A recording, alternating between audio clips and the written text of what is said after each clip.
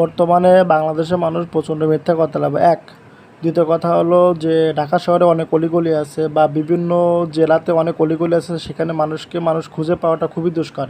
সেক্ষেত্রে আপনারা হোয়াটসঅ্যাপ লোকেশনটা ব্যবহার করবেন। হোয়াটসঅ্যাপ লোকেশনটা এতটা সঠিক আর নিখুঁত, আপনি সহজে পেয়ে যাবেন।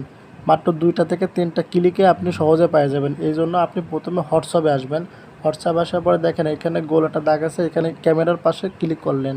ক্লিক করার পরে দেখেন এখানে লোকেশন নামের একটা অপশন আছে, আপনি এখানে ক্লিক করার পরে এই চলে আসলো। দেখেন আমি বর্তমানে খুলনাতে আছি, এখানে খুলনার উঠে রয়েছে।